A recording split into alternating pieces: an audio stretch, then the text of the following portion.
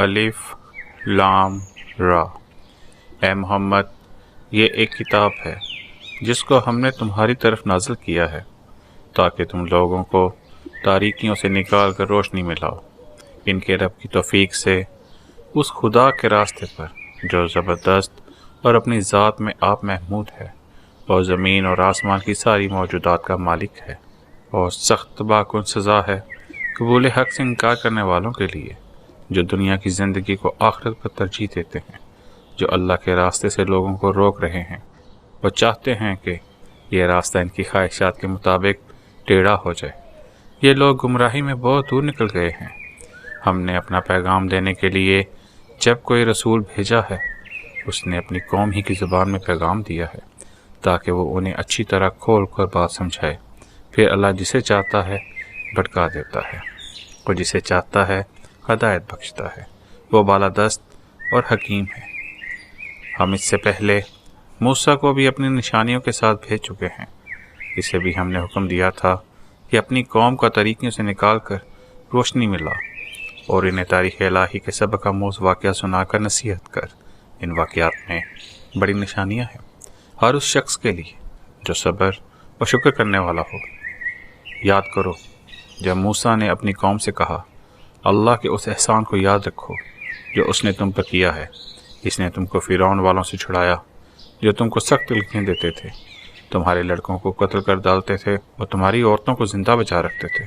اس میں تمہارے رب کی طرف سے تمہاری بڑی آزمائش تھی، اور یاد رکھو تمہارے رب نے خبردار کر دیا تھا کہ اگر شکر گزار بنو گے تو میں تم کو اور زیادہ نوازوں گا، اور اگر کفران نعمت کرو گے تو میری سزا بہت سخت ہے۔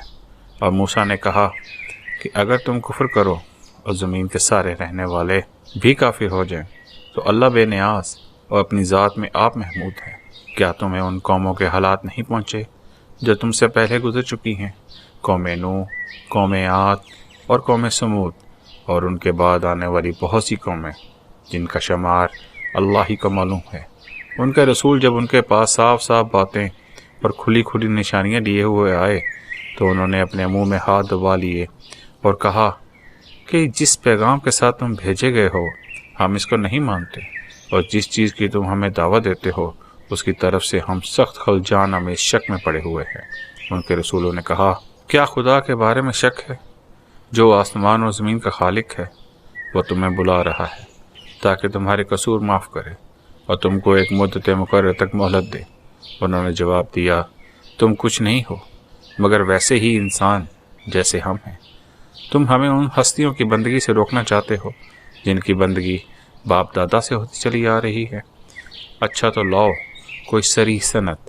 ان کے رسولوں نے ان سے کہا، واقعی ہم کچھ نہیں ہیں مگر تم ہی جیسے انسان، لیکن اللہ اپنے بندوں میں سے جس کو چاہتا ہے نوازتا ہے، اور یہ ہمارے اختیار میں نہیں ہے کہ تمہارے لیے کوئی سند لا دیں۔ سند تو اللہ ہی کے اذن سے آ سکتی ہے، اور اللہ ہی پر اہل ایمان کو بھروسہ کرنا چاہیے۔ اور ہم کیوں نہ اللہ پر بھروسہ کریں جبکہ ہماری زندگی کی راہوں میں کس نے ہماری رہنمائی کی ہے۔ جو اذیتیں تم لوگ ہمیں دے رہے ہو ان پر ہم صبر کریں گے، اور بھروسہ کرنے والوں کا بھروسہ اللہ ہی پر ہونا چاہیے۔ آخر کار منکرین نے اپنے رسولوں سے کہہ دیا کہ یا تو تمہیں ہماری ملت میں واپس آنا ہوگا ورنہ ہم تمہیں اپنے ملک سے نکال دیں گے۔ تب ان کے رب نے ان پر وحی بھیجی کہ ہم ان ظالموں کو ہلاک کر دیں گے اور ان کے بعد تمہیں زمین میں آباد کریں گے۔ یہ انعام ہے اس کا جو میرے حضور جواب دہی کا خوف رکھتے ہوں اور میری وعید سے ڈرتا ہو۔ انہوں نے فیصلہ چاہا تھا تو یوں ان کا فیصلہ ہوا، اور ہر جبار دشمن حق نے منہ کی کھائی۔ پھر اس کے بعد آگے اس کے لیے جہنم ہے، وہاں اسے لہو کا سا پانی پینے کو دیا جائے گا جسے وہ زبردستی حلق سے اتارنے کی کوشش کرے گا اور مشکل ہی سے اتار سکے گا۔ موت ہر طرف سے اس پر چھائی رہے گی مگر وہ مرنے نہ پائے گا، اور آگے ایک سخت عذاب اس کی جان کا لاگو رہے گا۔ جن لوگوں نے اپنے رب سے کفر کیا ان کے اعمال کی مثال اس راہ کی سی ہے جسے ایک طوفانی دن کی آندھی نے اڑا دیا ہو۔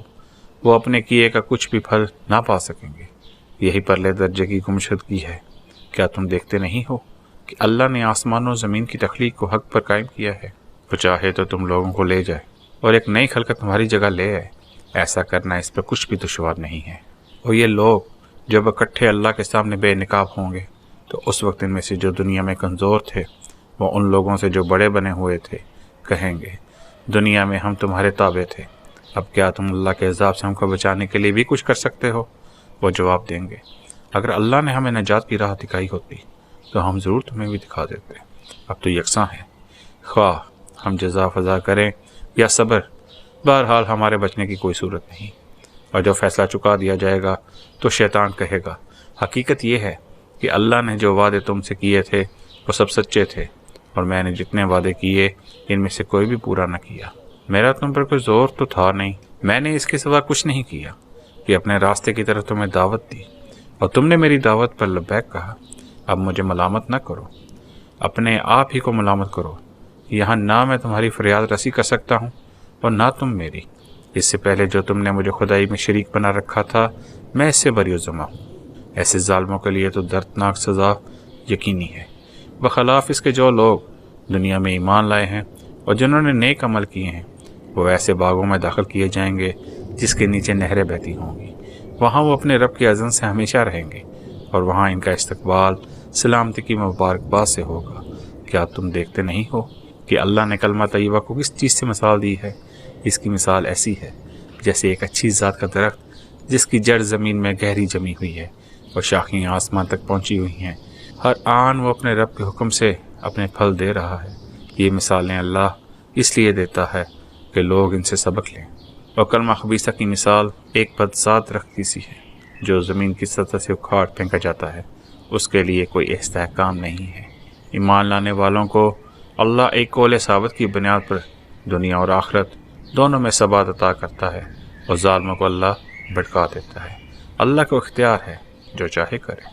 تم نے دیکھا ان لوگوں کو جنہوں نے اللہ کی نعمت پائی اور اسے کفران نعمت سے بدل ڈالا اور اپنے ساتھ اپنی قوم کو بھی ہلاکت کے گھر میں جھونک دیا، یعنی جہنم، جس میں وہ جھلسے جائیں گے اور وہ بدترین جائے قرار ہے، اور اللہ کے کچھ ہمسر تجویز کر لیے تاکہ وہ انہیں اللہ کے راستے سے بھٹکا دیں۔ ان سے کہو اچھا مزے کر لو، آخر کار تمہیں پلٹ کر جانا دوزخ ہی میں ہے۔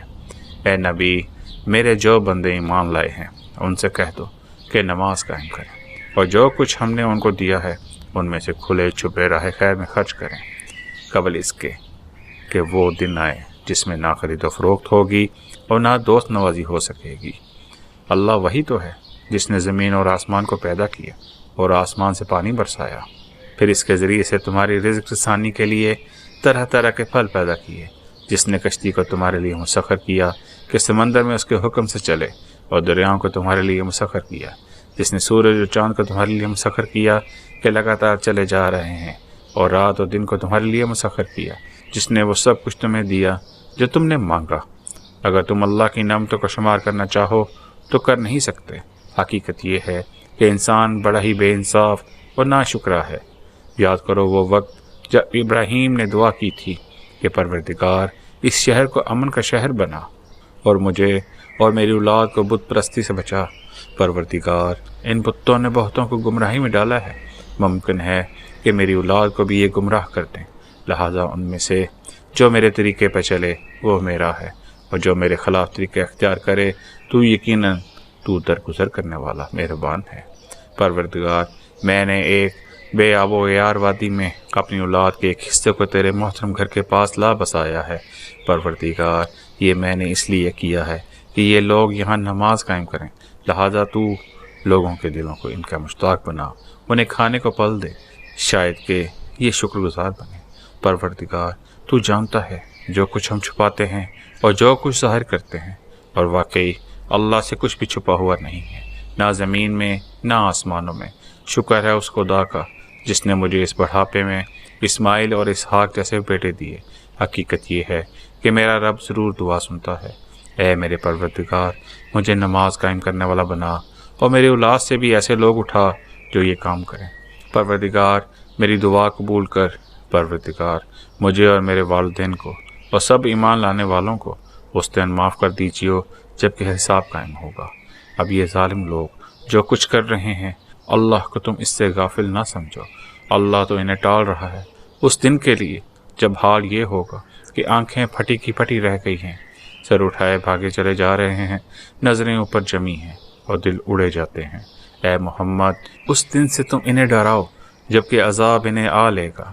اس وقت یہ ظالم کہیں گے اے ہمارے رب ہمیں تھوڑی سی مہلت اور دے دے، ہم تیری دعوت کو لبیک کہیں گے اور رسولوں کی پیروی کریں گے، مگر انہیں صاف جواب دے دیا جائے گا کہ کیا تم وہی لوگ نہیں ہو جو اس سے پہلے قسمیں کھا کھا کر کہتے تھے کہ ہم پر تو کبھی زوال آنا ہی نہیں ہے، حالانکہ تم ان قوموں کی بستیوں میں رہ بس چکے تھے جنہوں نے اپنے اوپر آپ ظلم کیا تھا، اور دیکھ چکے تھے کہ ہم نے ان سے کیا سلوک کیا، اور ان کی مثالیں دے دے کر ہم تمہیں سمجھا بھی چکے تھے۔ انہوں نے اپنی ساری ہی چالیں چل دیکھیں، مگر ان کی ہر چال کا توڑ اللہ کے پاس تھا، اگرچہ ان کی چالیں ایسی غضب کی تھیں کہ پہاڑ ان سے ٹل جائیں۔ بس اے محمد تم ہرگز یہ گمان نہ کرو کہ اللہ کبھی اپنے رسولوں سے کیے ہوئے وعدوں کے خلاف کرے گا، اللہ زبردست ہے اور انتقام لینے والا ہے۔ ڈراؤ انہیں اس دن سے جب کہ زمین اور آسمان بدل کر کچھ سے کچھ کر دیے جائیں گے اور سب کے سب اللہ وحدہ قہار کے سامنے بے نقاب حاضر ہو جائیں گے۔ اس روز تم مجرموں کو دیکھو گے کہ زنجیروں میں ہاتھ پاؤں جکڑے ہوں گے، تارکول کے لباس پہنے ہوئے ہوں گے، اور آگ کے شعلے ان کے چہروں پر چھائے جا رہے ہوں گے۔ یہ اس لیے ہوگا کہ اللہ ہر متنفس کو اس کے کیے کا بدلہ دے گا۔ اللہ کو حساب لیتے کچھ دیر نہیں لگتی۔